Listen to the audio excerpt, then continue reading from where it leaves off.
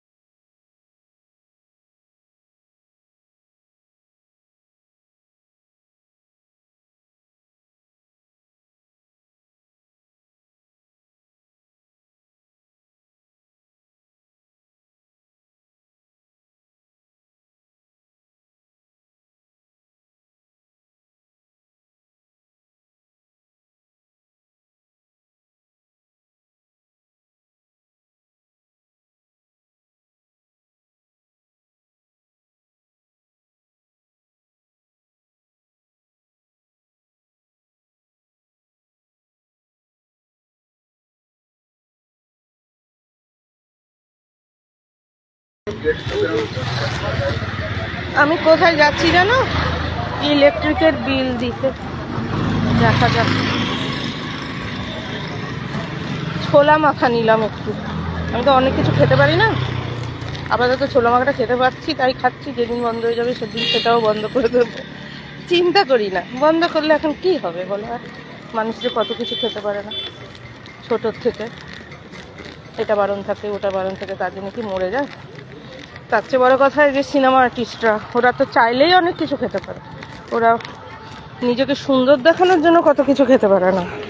আর আমার তো হচ্ছে খেলে আমি ওই হয়ে পড়বো, অ্যালার্জি। মেইনটাই হচ্ছে আমার অ্যালার্জি, এর বাইরে আর কিছু নেই। আমার মেইনই হচ্ছে আমার অ্যালার্জি,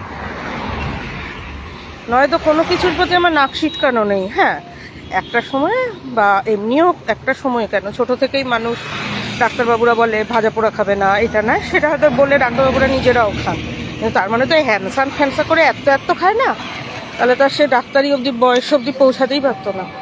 আর একটা জিনিস হচ্ছে ধরো রেড মিট, এই মিট ওই মিট, বড়লোকিয়ানা দেখানোর জন্যই যে খেতে হবে তার তো কোনো মানে নেই। আর নিজের জীবের স্বাদেরও একটা ব্যাপার আছে, মানে রেড মিট হলেই যেটা টেস্টি হবে এর কোনো কিন্তু মানে নেই, ওটা রান্নার উপরেও ডিপেন্ড করে অনেকটা। যেমন সবার হাতে চিকেন ভালো হয় না, বুঝতে পেরেছো তো ব্যাপারটা? সবার হাতে সব রান্না বা সব সময় সব রান্না কিন্তু কারোরই ভালো হয় না।